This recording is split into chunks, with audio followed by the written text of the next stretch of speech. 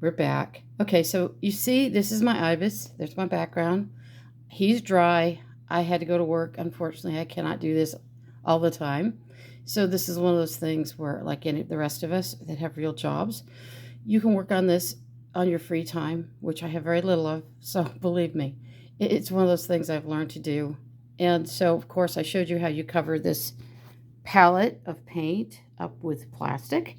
It's been sitting for a couple of days. Now I've taken it off, and as you can see, this red is still wet.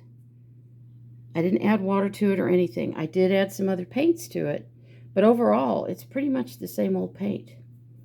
So the thing I'm going to do now is work on this bird, okay? And the thing about this bird, let me turn this light on. If you look, he's really not right. I mean, I don't know. If you're a bird nerd, you'd notice this right off. If you're not a bird nerd, it's going to take you a minute to notice. And this happens. His body's not quite big enough. His neck is a little too long. He's not a flamingo. So how am I going to fix that? You're like, oh no, I've ruined it. Just throw it away. Just throw it away. No, no, no. Just add to your body. What? Yeah. That's why I'm always saying, make your stuff smaller than you think, and then you'll add to it to make it right. Because if you'll look at the picture up there, you see the proportion of the body. He's a little more chunky, okay? So he ate some more shrimp. He ate a lot of crabs. He's gained some weight now. He was on a diet. It didn't quite work like it never does. And so there you go. Now he's starting to look more accurate, especially up in here. You're like, oh my God, she's ruined it again. No, no, no.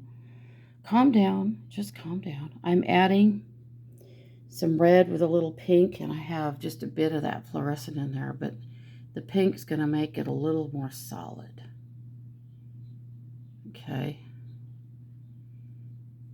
And yes, I can paint with either hand, but when it comes to detail left, I got to go to the left. There. So I'm going to continue working on this. I'll show you when I get more done. I've also learned that the Scarlet Ibis is the official bird of what country, kids? Come on. Trinidad. That's right, man. He is the official bird. He's even on their money. And hopefully they're not getting blown to smithereens. Okay, with Hurricane Beryl right now. But one thing about Ibis, as they say, they're the last to leave when there's a hurricane. And the ones around here in Texas are white Ibis. And the white Ibis are the last ones to leave. So if you see them leaving, get the heck out of Dodge. So they do leave, though. They're not, even birds aren't dumb enough to stick around. Oh, I'll be fine. It's only a cat 4. No. So I've taken this. I've added some brown to it. You're like, why?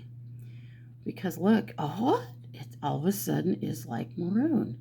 Because on the underside of the bird. See, I started out with the dark, and then I add to it.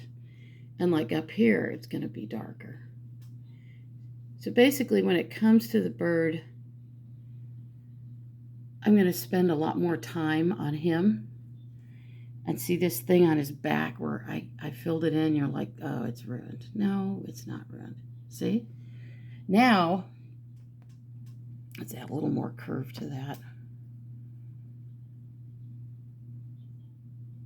And don't be afraid to paint with both sides of your brush. People get into this habit of like painting away, and I go, oh, I need more. No, look. Oh, there's 2 sides to the brush. Look. What? So if you turn it over and do this, what? There's more paint. The thing I see with beginner painters, rule number 1, they use way too much paint. And that's the most expensive thing, aside from your brushes, your biggest investment of brushes. Then you have your canvases, which are kind of cheap, and you can buy used canvases, thrift store canvases, and paint over them and save a lot of money. Get some neat old canvases in the process and keep all that stuff out of the landfill. So there's multiple bonuses with that. I do that a lot. And then the paint, I use acrylic. This is liquid acrylic and a combination of other acrylics. Nothing particularly expensive, but I don't use garbage either. Um, and then only reason I don't use oil is super. It takes way longer to dry. There are some water-based oils that I like a lot. They even take longer to dry though, but I do like them. But the acrylics are so fast and easy to work with and portable. So when you don't have a lot of time to work on something, it's a good thing. So I'm going to work on this. I will come back after I've worked on him so I can show you what it looks like.